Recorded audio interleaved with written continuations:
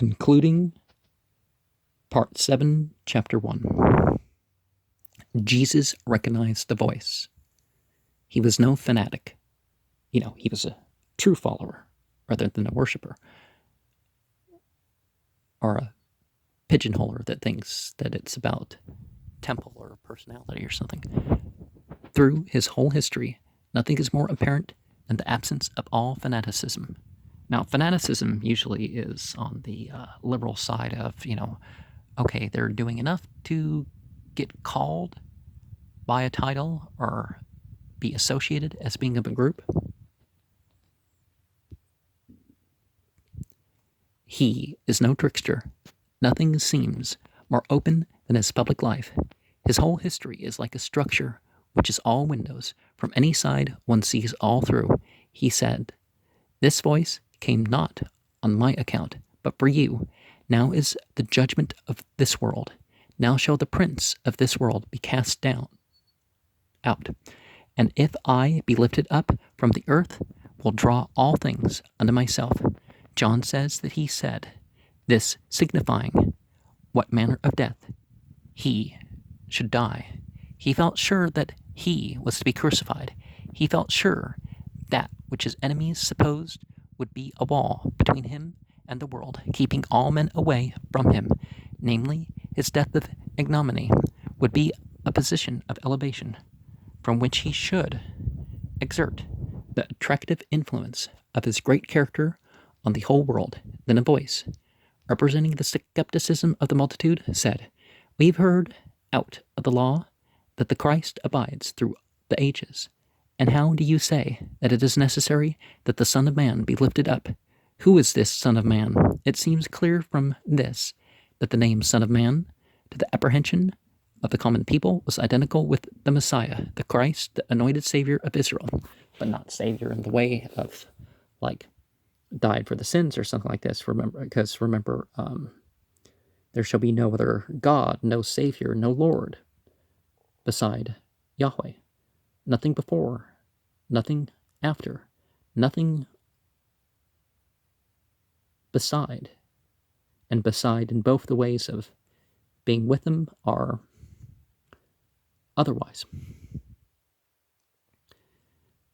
Of him the people had a belief, gathered from their sacred writings, that he should abide forever, and that this they interpreted in a sensuous manner.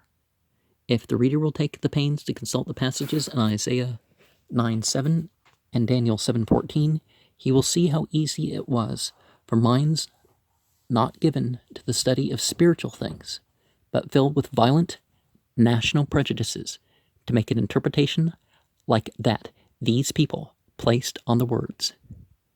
It is also clear that in some part of his sayings, the day Jesus had called himself the Son of Man, this prince of the world, so, different prince of the world, are you going to take authority from God or for some demon that's having his own way, or letting the secular people just go along with whatever, right?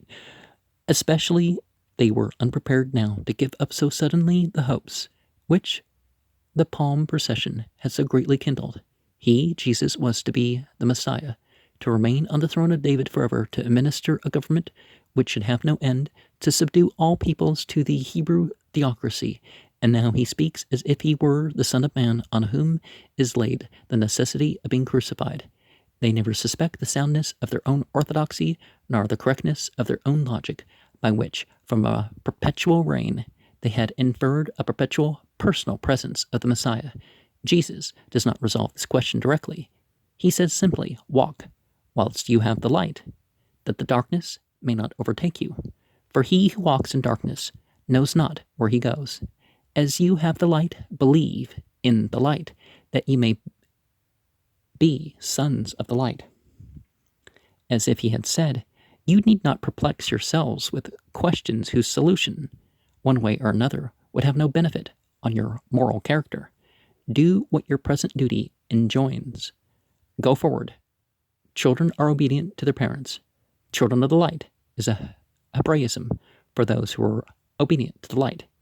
And children of the light, children of God, children, So thus we understand that.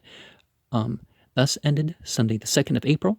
Jesus went out of the city as the evening approached, and over the darkening hills took his way to Bethany, where he lodged that night.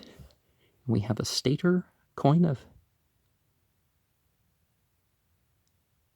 Antiochus Epiphanes and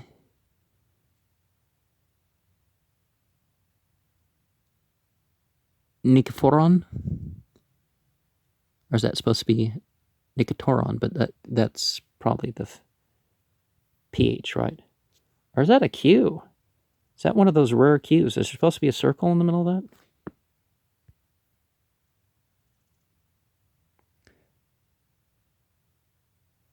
No. And let me lock oi.